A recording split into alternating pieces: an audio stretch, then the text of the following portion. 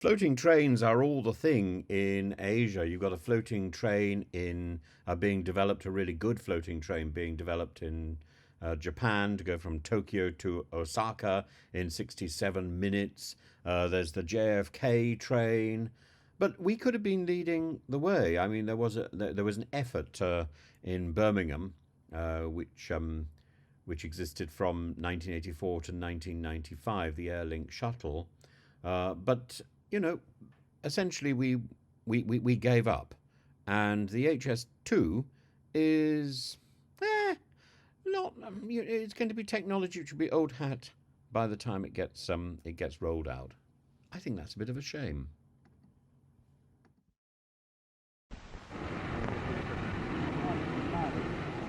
The vehicle, which is the world's first all-electric hover train, is the forerunner of commercial passenger-carrying hover trains that will be capable of travelling at 300 miles an hour. Today, the hover train, sitting astride its 12-foot-high concrete track, moved a distance of just 700 yards at 15 miles an hour. This experimental version, which has no space for passengers, operates without a crew. It's controlled from the trackside. The vehicle is regarded by its makers as a world beater, and it's hoped to win big orders in the export market. It's likely to be 15 years before intercity hover train services are developed.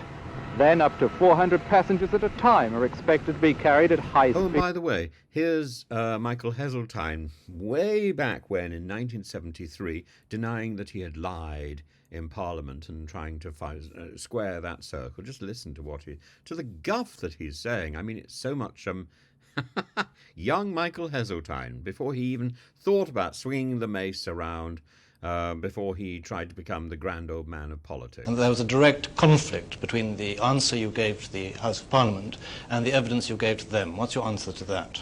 I don't believe there is. I think that looking back over the 10 days, 14 days in which the dates that cover this are concerned, what I did was as helpful as it could reasonably have been, taken into account the factors that I had to kind of deal with. But what you were giving further consideration to were the suspension and the linear motor. The question referred specifically to the hover train, and surely you had axed that finally some time before. The question was answered on the 12th of February, and I said that I would give a full statement shortly. 2 days later, in fact 1.5 days later actually, I gave the whole story to the Select Committee, and I don't believe anyone could have expected a statement to follow that much as quickly as that, except in a situation where the Minister was trying to be as helpful as possible. You knew that you were going to see the Select Committee. It's not unheard of for written answers to parliamentary questions to be deferred. Couldn't you have done that and told Mr Stoddart that for reasons which you might explain to him privately, you were having to defer your answer? Wouldn't this have answered all the possibilities? I think there are devices that you could get up to by asking to delay questions and all that sort of thing, but the same sort of accusations of trying to stop Parliament having information could have been put to me if I'd done that. It seemed to me quite reasonable to use the normal parliamentary system of saying that I'm going to make a statement shortly. I made one 2 days later, and when I did make it, I made it clear that further government finance was available for the development of the two technologically and commercially interesting aspects of the problem. And so I believe that it was perfectly right for me to say we were considering further financial support, and when I made the statement to the Select Committee, I indicated just how much we were prepared to do that.